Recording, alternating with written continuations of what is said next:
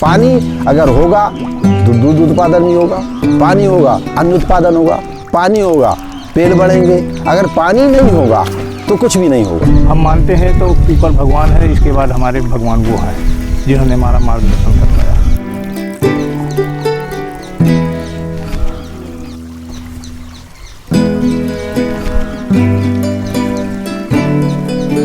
एक ऐसा गांव जहां पानी की कमी के कारण खेती खत्म हो रही थी। नौजवान रोजी रोटी की तलाश में अपने गांव से पलायन कर रहे थे। हालात ये थे कि गांव में केवल बुजुर्ग महिलाएं और बच्चे ही बचे थे।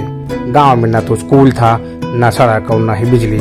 हम बात कर रहे हैं यूपी के बुंदेलखंड में बादा जिले के जखनी गांव का। देश में सूखे से प्रभावित कई इलाके हैं, जिनमें से बुंदेलखंड का नाम भी लिया जाता है।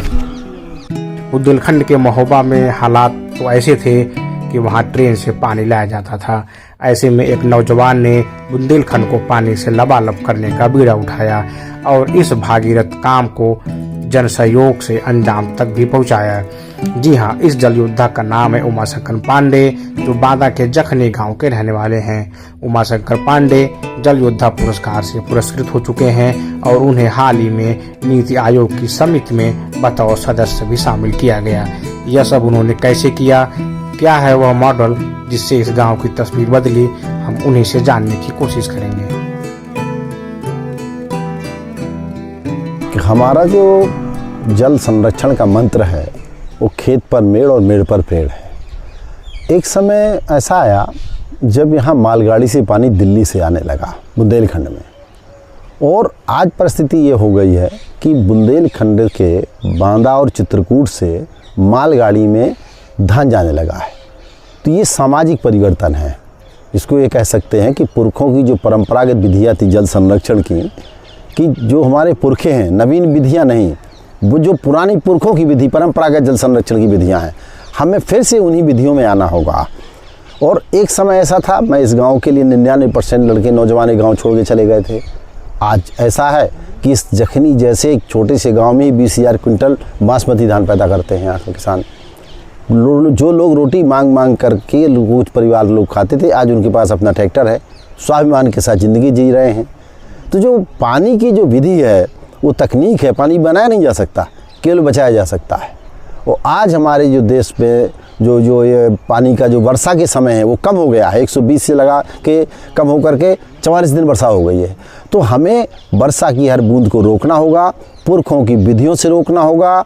बांध बना के नहीं रोक सकते आप, अकेले बांध नहीं बना सकते, अकेले आप नदी नहीं खोद सकते, लेकिन अकेले आप मेड़बंदी कर सकते हैं।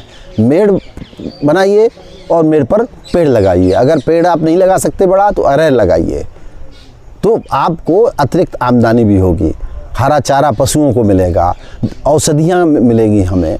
तो ये जो क्रांति आई, इस मॉडल पर भारत सरकार ने एक तरीके से मेड़बंदी पूरा कॉन्सेप्ट माना। अटल भूजल योजना बनाई गई इस जखनी मॉडल पे, 1025 जलग्राम बनाए गए देश में जखनी मॉडल पर।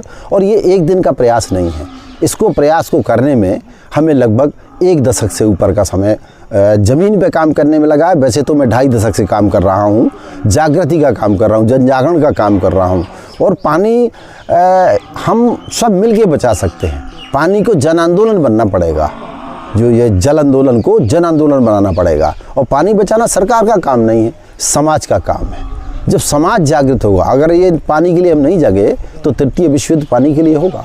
आज आप देखते हैं कि जो आदमी की सबसे ज़्यादा शरीर आँखें महत्वपूर्ण हैं, आँखों में कितना पानी होता है? 95% पानी होता है। एक आदमी अपने जीवन में 65,000 से 70,000 लीटर पानी पीता है, अर्थात 2.5 से 3 लीटर रोज़ पीने के लिए पानी चाहिए, शुद्ध पानी चाहिए।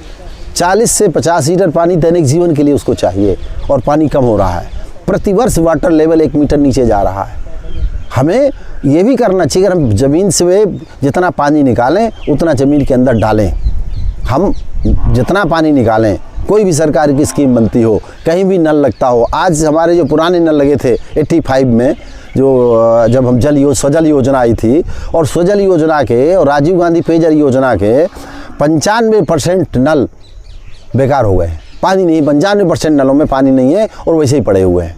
तो हमको जो योजना बनानी चाहिए दूरगामी बनानी चाहिए, और गांव से निकलने वाले एक भी बूंदा पानी को बाहर नहीं बर्बाद होनी चाहिए। खेत का पानी खेत में रहे, गांव का पानी गांव में रहे, घर का पानी घर में रहे, जंगल का पानी जंगल में रहे। और पानी अगर होगा तो दूध उत्पादन भी होगा, पानी होगा अन्न उत्पादन होगा, पानी होगा पेड़ बढ़ेंगे, अगर पानी नहीं होगा तो कुछ भी नहीं होगा। ये संपूर्ण सृष्टि के अगर माना जाए तो जीवन का आधार जल है।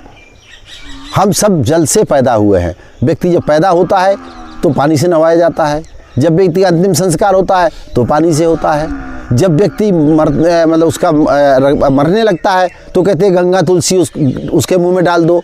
कोई कसम खाने का न्याय का आधार हमारा पानी था। तो हमारे आप कहीं किसी विधि से लीजिए, वेद से, शास्त्र से, धर्म से, उनमें पानी महान है। पानी की गुणवत्ता, पानी के बारे में बताया गया है। मैं मुख्य रूप से सरकार से ये बात ज़रूर कहूँगा कि बड़ी बड़ी चीज़ें हम नहीं कर सकते। हमें छोटे प्रयास, जो परंपरागत प्रयास हैं, जो हमारे पुराने जल स्रोत हैं, हर गांव में अपना कुआं था, हर गांव में तालाब था, हर गांव में कुएं और तालाब बने हुए हैं, उनको गहरीकरण करें, उन कुओं की मरम्मत करें, उन कुओं में नल डालें और रिचार्जिंग हो पानी की। तो अभी भी कुएं पानी, कुआं, नल, पानी तालाब से बचाया जा सकता, तालाब बच सकते हैं। अब भी ऐसा नहीं है, गांव में 25% 50% तालाब बचे हैं जिन्हें रिवाइव करके खड़ा किया जा सकता है। और अमृत सरोवर योजना जो प्रधानमंत्री जी ने शुरू की है, वो अच्छी एक योजना है। हर घर जल मिलना चाहिए, सबको अच्छा पानी मिलना चाहिए। राइट टू वाटर, अधिकार होना चाहिए आदमी को पानी पीने का, शुद्ध पानी पीने का। लेकिन पानी का दुरुपयोग भी नहीं करना चाहिए। हमें बाथरूम में पानी कम प्रयोग करना चाहिए, कपड़े धोते समय पानी का प्रयोग कम करना चाहिए, फसलें भी ऐसी तैयार करना चाहिए वैज्ञानिकों को जिसमें पानी कम लगे। मैं ये नहीं कहता हूँ कि धान पैदा करने में पानी अधिक लगता है, मैं जानता हूँ, लेकिन हम उसका विकल्प भी खोजें और खोजेंगे। अच्छा, ये बताइए कि अभी मैं आसपास के कई जो रास्ते में देखा मैंने, कुएं सूखे थे। हाँ। तो इसी गांव का आसपास है। हाँ। तालाब सूखे हुए थे, लेकिन यहाँ के गांव में पानी है, तालाब में पानी है। तो क्या कितना वाटर लेवल बढ़ा है आपके इस प्रयास से, उसका क्या असर देख रहे हैं आप? अब एक सरकारी जो माइनर इरिगेशन डिपार्टमेंट की रिपोर्ट है, तो मेड़बंदी के वजह से 1 मीटर 34 सेंटीमीटर पानी 2018 में बढ़ा था। अब ये मान के चलिए कि 2 मीटर से अधिक वाटर लेवल ऊपर आ गया है, सरकारी ऐसी आंकड़ा कहता है। और आज से 10 वर्ष पहले धान 10 लाख का भी नहीं खरीदती थी सरकार। और पिछले साल इसी वर्ष में 2021 और 22 का अगर आंकड़ा देखा जाए तो चित्रकूट मंडल के जिलों का, जहां पाठा कहा जाता है, राजापुर का 5 लाख कुंटल सरकार ने धान खरीदा है। 2 लाख कुंटल धान हमीरपुर से खरीदा गया है। 25 लाख कुंटल धान आपके चित्रकूट से बांदा से खरीदा गया है। तो मेरा ऐसा मानना है कि पानी के कारण हमें 186 करोड़ का धान खरीदा किसानों ने। तो इसलिए कि मेड़बंदी करिए और मेड़बंदी से ही पानी रोकिए, और किसान ही पानी रोक सकता है, समाज ही पानी रोक सकता है। सरकार सपोर्ट करे, सरकार खड़ी हो पीछे।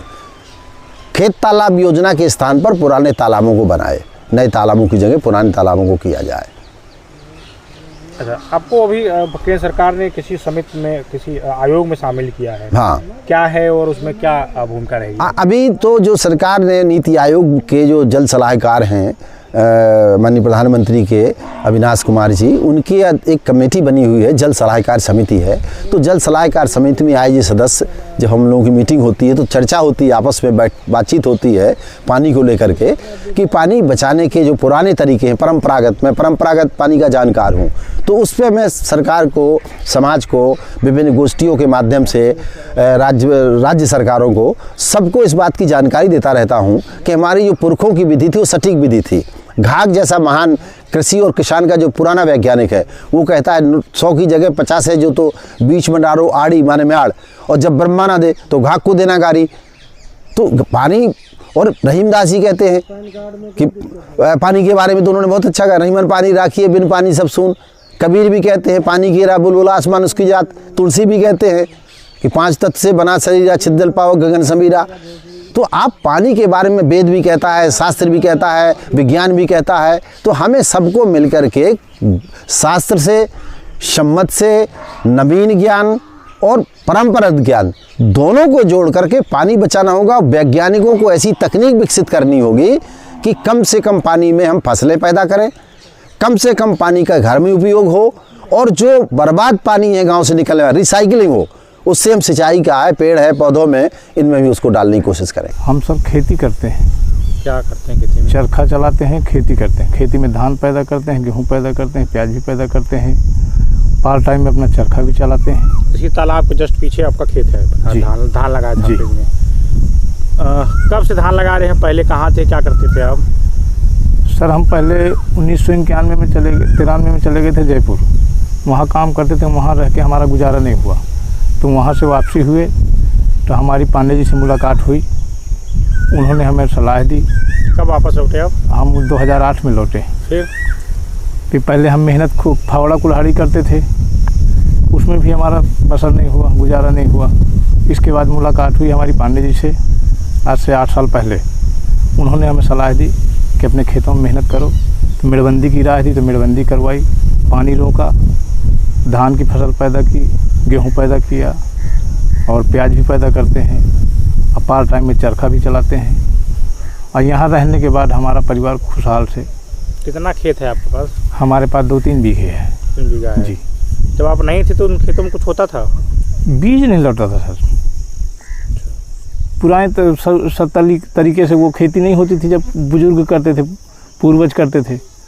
और जब मेड़बंदी का ये नया दौर आया, मेड़बंदी होने के बाद पैदावार खूब बढ़ गई। पानी उससे बढ़ गया, उसके बाद पानी, वाटर लेवल भी बढ़ गया। 4 महीने पानी भरा रहता है, उससे वाटर लेवल की कमी नहीं आती है, इससे पैदावार बढ़ती जाती है। अपना परिवार भी चल जाता है, 15-25 हज़ार 50 हज़ार का बेच भी लेते हैं, और उससे खुशहाल हैं।